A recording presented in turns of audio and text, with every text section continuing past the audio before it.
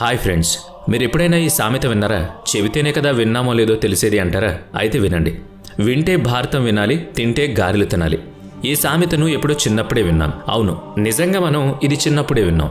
గారెలు కూడా బాగా తింటాం. మరి భారతం పూర్తిగా విన్నామా?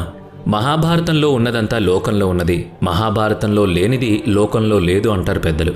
మహాభారతంలో 18 పర్వాలు ఉంటాయని తెలుసు, కానీ ఆ పర్వాల్లో పూర్తిగా ఏముందో తెలిసిన వాళ్ళు చాలా తక్కువ మంది ఉంటారు. మన చిన్నప్పుడైతే మహాభారతంలోని కొన్ని విషయాలను కథలుగా అమ్మమ్మో నానమ్మో పక్కన కూర్చోబెట్టుకుని చెప్పేవాళ్ళు. కానీ ఇప్పుడు చెప్పేవారికి వినేవారికి కూడా తీరిక లేకుండా పోతోంది.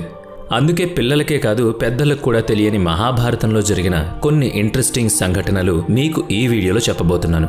మహాభారత యుద్ధం చుట్టూ అల్లుకుని జరిగిన ప్రతి సంఘటన మన జీవితానికి ముడిపడి ఉంటుంది. మన ప్రశ్నలకు తెలియని సమాధానాలను అందిస్తూనే ఉంటుంది. అందుకే ఈ వీడియోని ఎక్కడా స్కిప్ చేయకుండా పూర్తిగా చూడండి. మరింకెందుకు ఆలస్యం, let's start our today's episode. శ్రీకృష్ణుడికి యుద్ధంలో ఏం జరుగుతుందో ముందే తెలుసా అన్న ప్రశ్న మీకు ఎప్పుడైనా తలెత్తితే దానికి ఇప్పుడు నేను మీకు సమాధానం చెబుతాను. మహాభారత యుద్ధానికి అందరూ సిద్ధమవుతున్న సమయం అది. ఒక పక్క పాండవులు, కౌరవులు వారి వారి శక్తియుక్తులను లెక్క వేసుకోవడం మొదలుపెట్టారు. ఈ మహాసంగ్రామంలో విజయం పొందాలంటే కేవలం తమ సైన్యం సరిపోదని వారి వారి బలగాలు పెంచుకోవాలనే ఆలోచనలో పడ్డారు. మరోపక్క మిగిలిన రాజ్యాలకు చెందిన రాజులు తమ సైన్యంతో పాండవుల తరపున యుద్ధం చేయాలా లేక కౌరవుల తరపున యుద్ధం చేయాలా అనే చర్చలో ఉన్నారు. పాండవులు, కౌరవులు అన్ని రాజ్యాలకు వెళ్లి ఎవరు తమ తరపున ఉంటారు అని తెలుసుకునే ప్రాసెస్లో ఉడిపి అనే రాజును కలిశారు. ఎవరి తరపున యుద్ధంలో పాల్గొనబోతున్నారని ఆ రాజును అడిగినప్పుడు ఉడిపి రాజు, నేను పాండవుల తరపున యుద్ధం చేయను, అలాగే కౌరవుల తరపున కూడా యుద్ధం చేయను, కానీ అందరి తరపున ఉంటాను అని చెప్పాడు. ఆ సమాధానంతో అందరూ కన్ఫ్యూజన్లో పడిపోయారు. ఆ యుద్ధంలో లక్షల మంది పోరాడతారు, ఎంతో మంది గాయపడతారు, లక్షల మంది మరణిస్తారు కూడా. మరి ఇలా అందరూ యుద్ధం చేస్తుంటే ఇంతమందికి కావాల్సిన పోషణ ఎవరు చూస్తారు? అందుకే యుద్ధం జరుగుతున్నంతకాలం అందరికీ నేను భోజనాలు అరేంజ్మెంట్స్ చూసుకుంటాను అని ఉడిపి రాజు చెప్పాడు. అనుకున్నట్టుగానే లక్షల మంది సైన్యంతో మహాభారత యుద్ధం మొదలైంది. యుద్ధంలో ప్రతిరోజు కొన్ని వేల మంది సైనికులు చనిపోతూ ఉండేవాళ్ళు. అలాగే రోజు అక్కడ ఒక మాయ కూడా జరుగుతూ ఉండేది. లక్షల మందికి భోజనాల తయారీ అంటే మాటలా? ఎంతమందికి ఎంత వంట చేయాలనేది చాలా సమస్య. కానీ ఉడిపిరాజు ప్రతిరోజు తయారు చేసే భోజనం ఆ రోజు ఎంతమంది సైన్యం ఉంటే సరిగ్గా అంతమందికి సరిపోతుండేదట. ఎవరికి తక్కువయ్యేది కాదు, అలా అని మిగిలిపోయేది కూడా కాదు. ఎంతమంది సైన్యం వెనక్కి ప్రాణాలతో తిరిగొస్తారో లెక్క తెలిసినట్టుగా అంతమందికి భోజనం తయారు చేసేవాడట ఉడిపిరాజు. అక్కడున్న రాజులకు ఇదెలా సాధ్యం అనే డౌట్ వచ్చి ఉడిపిరాజును అడిగారు. ఉడిపిరాజు తన మనసులో ఉన్న రహస్యాన్ని చెప్పాడు. కృష్ణుడి గదిలో రోజూ ఉడకబెట్టిన వేరుశెనక్కాయలను ఒక బౌల్లో పెట్టేవాడట. కృష్ణుడు ఆ వేరుశెనక్కాయలను తినేసిన తర్వాత బౌల్ని క్లీన్ చేయడానికి వెనక్కి తీసుకొచ్చేవాడట. ఎన్ని వేరుశెనక్కాయలు శ్రీకృష్ణుడు తింటే అంతమంది సైన్యంకు సరిపడా భోజనాన్ని తగ్గించి వండమని వంట మనుషులకి చెప్పేవాడట. డైలీ అదే క్యాలిక్యులేషన్తో ఆ రోజు యుద్ధంలో ఎంతమంది చనిపోతారో ముందే తెలిసిపోయేది కాబట్టి భోజనం ఎక్కువ తక్కువలో కాకుండా వంట చేస్తానని చెప్పాడు. అంటే కృష్ణుడు ఇండైరెక్ట్గా యుద్ధంలో జరగబోయేది ఉడిపి రాజుకు చెప్పాడన్నమాట. ఇక రెండో టాపిక్, ద స్ట్రాంగెస్ట్ వారియర్. ఏ రాజు ఎవరి తరపున యుద్ధంలో పాల్గొంటారు అనే ప్రశ్నతో కృష్ణుడు బరబరిక అనే రాజు దగ్గరకు వచ్చాడు. అతడు భీముడి మనవడు, ఘటోత్కచుడి కొడుకు. బరబరిక ఎంత స్ట్రాంగ్ అంటే అతను ఎవరి తరపున అయితే ఫైట్ చేస్తాడో వాళ్ళు ఆ యుద్ధంలో ఖచ్చితంగా విన్ అయిపోతారట. అంత స్ట్రాంగ్ బరబరిక. అందుకే పాండవులు, కౌరవులు ఇద్దరూ కూడా బరబరిక తమ తరపునే యుద్ధం చేయాలని కోరుకునేవాళ్ళు. కృష్ణుడు బరబరికని నువ్వు ఎవరి తరపున యుద్ధం చేస్తావు అని అడిగితే అతను చాలా విచిత్రంగా ఆన్సర్ ఇచ్చాడు. ఎవరైతే బలహీనంగా ఉంటారో ఆ గ్రూప్లోకి వెళ్ళి యుద్ధం చేస్తాను అని చెప్పాడు. దాని అర్థం అతను రెండు వైపులా యుద్ధం చేస్తాడన్నమాట. యుద్ధంలో ఏ గ్రూప్ వీక్ అవుతుంటే ఆ గ్రూప్లో ఉండి ఫైట్ చేస్తాడట. ఇలా రెండు వైపుల నుంచి బరబరిక యుద్ధంలో కనుక పాల్గొంటే ఇక యుద్ధానికి అంతమనేదే ఉండదని శ్రీకృష్ణుడికి తెలుసు. వెంటనే శ్రీకృష్ణుడు బరబరిక తలను నరికేశాడు. ఆ తలను యుద్ధ ప్రాంతంలో ఉన్న ఒక చెట్టుకి తగిలించాడు. నువ్వు ఎవరి తరపున యుద్ధం చేయక్కర్లేదు, అలాగే ఎవరి తరపున మాట్లాడాల్సిన అవసరం కూడా లేదు. మహాభారత యుద్ధం మొత్తం ఈ తలతో ఇక్కడి నుంచే చూస్తూ ఉండు అని చెప్పాడట. అతని తలను నరకడానికి గల కారణాన్ని కూడా వివరించాడు శ్రీకృష్ణుడు.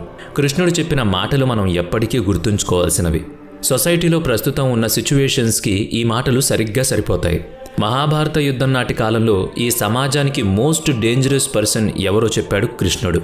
ఎవరి తరపున మాట్లాడకుండా రెండు వైపులా మాట్లాడుతూ అటోకాలు ఇటోకాలు వేస్తూ జంప్ చేస్తుండేవాడే సమాజానికి చీడపురుగు లాంటివాడట. ఎవరో ఒకరి తరపున అది మంచైనా చెడైనా సరే మాట్లాడగలిగిన వాడే కరెక్ట్. ఇలా రెండు వైపులా ఉంటానని మాట్లాడాడు కాబట్టే బరబరికను యుద్ధం మొదలవ్వక ముందే చంపేశాడు కృష్ణుడు. అప్పుడు యుద్ధం ధర్మబద్ధంగా జరుగుతుందని కృష్ణుడి ఉద్దేశం. ఇక మూడో టాపిక్, కృష్ణాస్ డెడ్లియెస్ట్ ఆర్మీ. కలరిపట్టు యుద్ధ విద్య పేరు మీలో చాలా మందికి తెలిసే ఉంటుంది. ఈ కలరిపట్టు విద్యను కృష్ణుడే స్వయంగా తన సైన్యానికి శిక్షణ ఇచ్చాడట. కృష్ణుడి సైన్యానికి నారాయణీయ సైన్యం అని పేరుంది. ఈ నారాయణీయ సైన్యం మిగిలిన అందరి సైన్యం కంటే చాలా బలమైన మరియు భయంకరమైన సైన్యం. ఒకసారి కృష్ణుడు దుర్యోధనుణ్ణి, అర్జునుణ్ణి యుద్ధంలో మీకేం కావాలని అడిగినప్పుడు మొదటగా దుర్యోధనుడు నాకు నువ్వు అక్కర్లేదు కానీ నీ నారాయణ సైన్యం కావాలి అని కృష్ణుణ్ణి అడిగాడు. అర్జునుడు మాత్రం నాకు కృష్ణుడే కావాలని అడిగాడు. అలా అతి భయంకరమైన డెడ్లియెస్ట్ నారాయణీ సేన కౌరవుల తరపున మహాభారత యుద్ధంలో పాల్గొన్నారు. నారాయణుడి అవతారమైన కృష్ణుడే స్వయంగా సైన్యాన్ని తయారు చేసుకున్నాడు కాబట్టి అతని సైన్యానికి నారాయణీ సేన అని పేరొచ్చింది. అలాగే నారాయణుడి వాహనమైన గరుత్మంతుడే వీరి జెండా గుర్తుగా కూడా ఉంటాడు. బోధిధర్మ పేరు విన్నారు కదా, సినిమా పుణ్యం అని చాలా పాపులర్ కూడా అయింది ఆయన పేరు. ఈ బోధిధర్మ ఈ కలరిపట్టు విద్యను చైనా దేశానికి వెళ్ళినప్పుడు అక్కడ వారికి నేర్పించాడు. తర్వాత వాళ్ళు ఆ ఆర్ట్ పేరు మార్చేసి మార్షల్ ఆర్ట్స్గా పిలవడం మొదలుపెట్టారు. మార్షల్ ఆర్ట్స్ను చైనా వాళ్ళు కనిపెట్టారు అంటారంతా. అసలు ఈ మార్షల్ ఆర్ట్స్ మొదలైందే కలరిపట్టు నుంచి. అది కూడా ఎవరు కనిపెట్టారు? స్వయంగా మన శ్రీకృష్ణ భగవానుడే. ఇక నాలుగో టాపిక్ చెప్పుకుంటే, మహాభారతంలో ఉన్న మరొక వీరుడు చాలా బలమైనవాడు. అతనే కర్ణుడు. ఇతను కౌరవుల తరపున యుద్ధం చేశాడు. నిజానికి కర్ణుణ్ణి యుద్ధంలో ఓడించడం అనేది అసాధ్యం. అందుకే కర్ణుడు అతని కవచ కుండలాలు ధరించకుండా చేతిలో బాణం లేని సమయంలో చూసి అర్జునుడు కర్ణుణ్ణి చంపేశాడు. కర్ణుడు చనిపోయిన రోజు పాండవులు ఎంతో ఆనందంగా వాళ్ళ అమ్మ కుంతీదేవి దగ్గరకు వెళ్లారు. కుంతీదేవి అప్పటికే చాలా బాధగా ఏడుస్తూ ఉంది. అప్పుడు ధర్మరాజు తన అమ్మతో, నీ 5 పిల్లల ప్రాణాలకు ఎంతో ప్రమాదకరమైన శత్రువు కర్ణుడు చనిపోయాడు. ఇలాంటి సమయంలో ఆనందపడాలి కానీ ఇలా ఎందుకు బాధపడుతున్నావు అని అడుగుతాడు. అప్పుడు కుంతీదేవి చెప్తుంది, మీ పాండవుల కంటే ముందు కర్ణుడు నా కడుపున పుట్టాడు. అతనే నా ముద్దుల కొడుకు అని. ఈ మాట వినగానే ధర్మరాజు చాలా బాధపడతాడు. అదే మాట మాకు ముందు చెప్పుంటే అతడిని ఏదో ఒక మార్గంలో బతికించుకునేవాళ్లం కదా అని బాధ కోపంతో వాళ్ళ అమ్మను శపిస్తాడు ధర్మరాజు. ఇంత పెద్ద రహస్యాన్ని కడుపులోనే ఉంచుకుని కర్ణుడి మరణానికి కారణమయ్యావు కాబట్టి ఈ రోజు నుంచి ఏ మహిళ కూడా తన కడుపులో ఎలాంటి రహస్యాన్ని ఉంచుకోవడానికి వీల్లేదు అని శపిస్తాడతడు. అందుకే అంటారు, ఆడవాళ్ల నోట్లో ఏ మాట ఆగదు అని. ఆ తర్వాత 5వ టాపిక్, అర్జునుడి వనవాసం. పాంచాలి రాజ్యానికి రాజైన ద్రుపదుడి కూతురే ద్రౌపది. ఆమె యజ్ఞంలోని అగ్ని నుంచి పుట్టింది. 5 పాండవులతో ఈమెకు వివాహం జరిగింది. మరి 5 భర్తలతో ఒకే భార్య ఎలా జీవించగలుగుతుంది అని అందరికీ డౌట్ వస్తుంది కదా. పాండవులకు అదే సమస్య ఉంది. అందుకే పాండవుల్లో పెద్దవాడైన యుధిష్ఠిరుడు ఒక నియమాన్ని పెట్టాడు. ద్రౌపది ఒక్కొక్క సంవత్సరం ఒక్కొక్క భర్తతో గడుపుతుంది. ఆ సమయంలో మిగిలిన పాండవులు ద్రౌపది గదిలోకి వెళ్లడానికి వీల్లేదు. ఒకవేళ ఈ నియమాన్ని ఎవరైనా తప్పితే ఆ దోషానికి బ్రహ్మచారిగా 12 సంవత్సరాల పాటు వనవాసం చెయ్యాలని ఉంటుంది. పాండవులంతా కూడా చాలా నిష్ఠగా ఇదే నియమాన్ని పాటిస్తూ ఉండేవారు. కానీ ఒకసారి అర్జునుడు ఈ నియమాన్ని ఉల్లంఘించాల్సి ఉంటుంది. అది ఎలా అంటే, ఒక బ్రాహ్మణుడు తన కుటీరాన్ని ఎవరో దొంగలు దోచుకున్నారని సాయం చేయాలని అర్జునుడి దగ్గరకు వస్తాడు. ఆ సమయంలో అర్జునుడి అస్త్రాలు ద్రౌపది గదిలో ఉండిపోతాయి. ద్రౌపది ఆ టైంలో యుధిష్ఠిరుడితో ఉంటుంది. బ్రాహ్మణుడికి సహాయం చేయాలనే ఉద్దేశంతో నియమాన్ని కూడా ఉల్లంఘించడానికి రెడీ అయిన అర్జునుడు ద్రౌపది గది లోపలికి వెళ్తాడు.